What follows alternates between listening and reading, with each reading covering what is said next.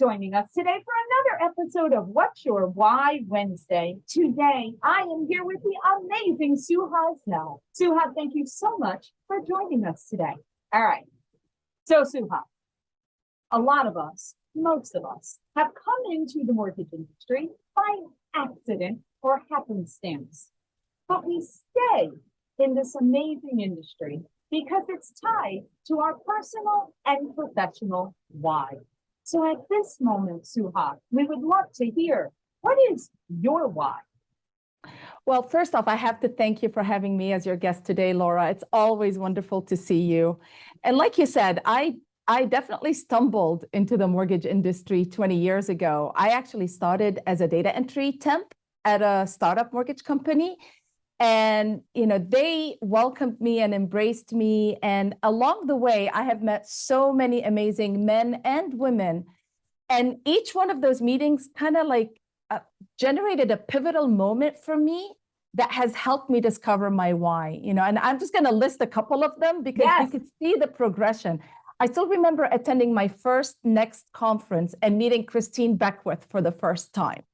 That pivotal moment led to me joining 2020 Vision Coaching, and eventually becoming a director with Women with Vision. About a year and a half ago, I interviewed Marsha Davies, the COO of MBA and the founder of Empower, and that had such a huge impact on me. Obviously, I joined NAMBA's Visionary Ambassadors Program, and I work with you on that. And it's just seeing the impact and the inspiration that we have in the industry, again, solidifies my why.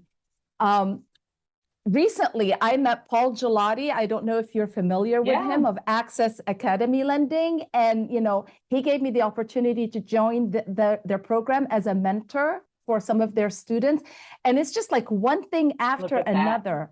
And for me, each one of these pivotal moments has helped me peel the onion, as they say, and discover another facet of my why and finding my voice. Because in this industry, we really sometimes feel held back. And so as I go through these pivotal moments, I'm beginning to find out, what is it that I bring to the table and what is it that I add? But then really my most pivotal moment happened about 2 years ago when my mom passed away.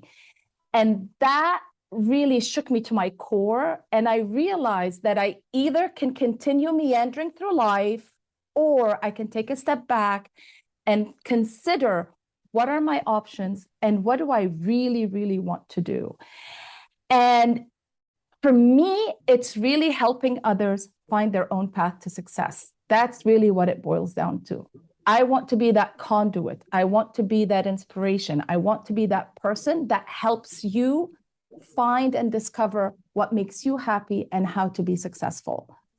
And so, I know to be able to do that, I personally have to continue to grow, and I personally have to take care of myself.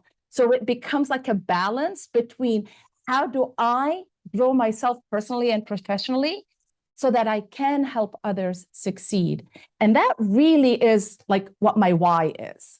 That's awesome. Well, it's so interesting that, I love hearing people's whys. I mean, it just makes me so happy, right?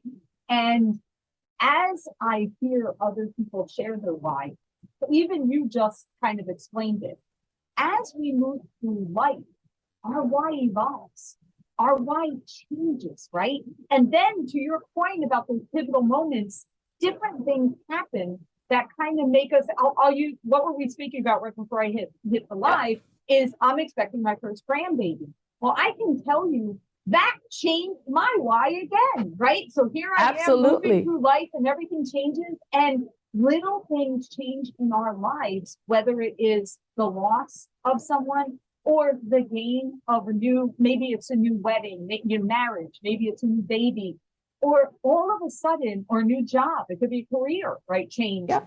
All of those changes affect where our why is. And that's why I love hearing and sharing, because each of us have that. And when you learn that why, to where you recognize at this moment in time, this is what my why is, it's fuel. that is fuel for our next dream, for our next goal, for our next mission in life. And that's why it's very important to actually think about it and share it, because other people are obviously being affected by these changes. And that leads me to my next question. So with that, the other thing that I love about our industry is the impact that we have in the things that we do, right? Whether it's serving at a company, whether it's working with an organization or a group, it's all of these things have an impact on others. So Suha, I would love to hear, give me a story. Give me one of those moments where you were like, wow, now I feel the impact of what I've done in a bigger way. So I'll go back to those pivotal moments that I was talking about, because I agree with you. It's really not one thing. It's those incremental, cumulative things that we do that you suddenly see and feel and experience the impact that you have on others. So one of the pivotal moments that I talked about was interviewing Marsha Davies. Well, from that, I started a podcast similar to this called In the Spotlight with Suha, because I realized that many, especially young professionals starting out in their careers, don't feel they have a voice, don't feel appreciated, don't feel they're being seen or heard or recognized. And so I struggled on how can I change that? And that's what I came up with. And, since that podcast started, I know that we've put the spotlight on about 15 or 16 different young professionals. And just seeing the trajectory of their career after that moment, after being heard and recognized. Many of them have been promoted. Many of them have actually moved on to different roles, different positions. They've grown professionally. It is of the utmost, I feel like I had a little hand in it. Awesome. Maybe not a big hand, because they are amazing women and men, but it's just something that propelled them. And hearing from them over time, when they reach out to me, it's just so, it makes me happy. I don't know how else to say it. It just makes me happy. And then from that, I actually, last year I did a leadership retreat with women, and it really helped me focus on where I want to go as well. And so I developed this Fear Advantage program that I've been able to, share with others. And I see, like when somebody's eyes light up, and they recognize something in themselves, they recognize that they don't have to listen to, the insecurities that are going in their heads. They don't have to fear what is ahead of them, and actually are able to face it.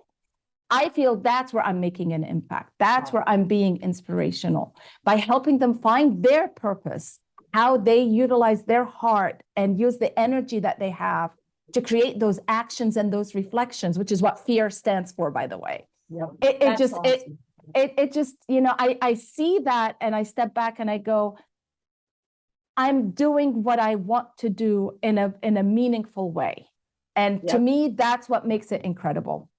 Yeah. And that's what we as humans on this earth are meant to do, because every single one of us have unique gifts and specialties, and we need to interlock, right? Because one person's strength could be another person's weakness, could be another person's fear, but together we can stabilize and unite and grow and be wonderful in the world together.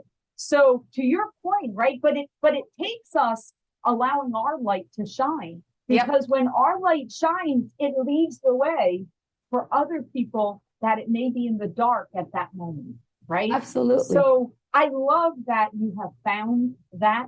I love that you're continuing to spread that and share that with others so that they can find their voice and their gift and be able to impact others, right? Because that's what we're here to do on this earth.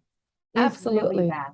I love it. All right. So In the Spotlight is a lot about, helping people that are newer to the industry, or, that next generation behind us, and giving them that voice and that spotlight. So with our final question, what would your advice be? As you're working and mentoring and really supporting that generation, what would be some pieces of advice that you would like to share with someone that is newer to our industry? I actually thought about that because I wanted to make sure that I come across as authentic and genuine in my answer. I think we all hear about, burnout and taking care of ourselves. So for me, that would be the first thing I would tell anyone, not just somebody who's new to the industry, is you have to take care of yourself so you can be there for others and you can support them. Ask for help. There's nothing wrong with asking for help when you are struggling, whether it's professionally or personally. Surround yourself by positive people. I love your book, Say Yes Every Day, because you have to be positive. When you're surrounded by negativity, that drains you. So you're surrounded by positive people, it uplifts you. And make sure you have a tribe of a group of really tight-knit people who have your back. Try to learn something new every day, even if it's something so small as, oh, I learned how to do that in Excel. Something really, it helps you grow. And don't sweat the small stuff. It'll all be there tomorrow. And the last piece of advice I would say is look at your GROW methodology. Okay. And if you're not familiar with GROW, it's goals, reality, options, and the will. So you've got to set your goals. You have to know what your current situation is. What is your reality and what's standing in your way? You have to know what the options are. What is available to you? What is open? What can you do about the challenges that you have? And then you have to have the will. You have to have the strength to go after what you want. Those would be my advice. I love that. Such great advice. And you are right. If we don't take care of ourselves, we can't help others. So it absolutely, as much as many of us, we think we're being selfish when we put ourselves first. But at the end of the day, if we're not strong and we're not in a good mindset and we don't feel healthy, whether it's, internally, externally, mind, body, and soul, we can't be our best for everyone else. So thank you, Suha, for all of that wonderful advice. Thank you for everything that you do in our industry. You are truly a blessing and a light to all of us. And we wish you all the best always. Thank you so much, Laura. I'm so grateful for the chance to be on the podcast with you. Thank you.